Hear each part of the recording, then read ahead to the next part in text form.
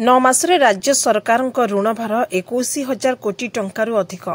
ମୋହନ ସରକାର ଓଡ଼ିଶାରେ ଶାସନକୁ ଆସିବାର ମାତ୍ର 9 ମାସ ହୋଇଛି। ରାଜ୍ୟ ସରକାର ମାତ୍ର 9 ମାସ ଭିତରେ 21,000 କୋଟିରୁ ଅଧିକ ଋଣ କରିସାରିଲେଣି। एकथा आमे कहूना। विधानसभा लिखित उत्तर दे ଏହି सूचना ଦେଇଛନ୍ତି ନିଜେ मुख्यमंत्री। तेबे मोहन सरकार क्षमता को आसिबार 9 मास होईछि। जून 2024 मसियारे राज्य रे बड़ परिवर्तन होइतिला एवं 24 वर्षर सरकार को हटाई बीजेपी शासन राज्यर शासन डर निज हाथ को नेइतिला। आ मार्च 2025 सुधा राज्य सरकार शासन को 9 मास पुरिछि। एई 9 मास भितरे राज्य सरकार ओडिसावासींक पई की प्रकार काम सब करिसंती से कथा तो अल्प अधिक आपण माने जानिथिबे। अब विशेष किछि कहिबार आवश्यकता नाही।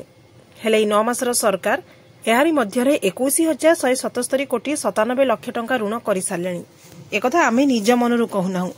एने खोद मुख्यमंत्री निजे सूचना दैछंती। बीजेडी विधायक गौतम बुद्ध दास को प्रश्नर उत्तर देबाकू जाई एभली कहिसंती मुख्यमंत्री। तेबे एहारी मध्यरे राज्य सरकार 14,970 कोटी टंका ऋण परिशोध करिथिबा नै मध्य से प्रकाश करिसंती।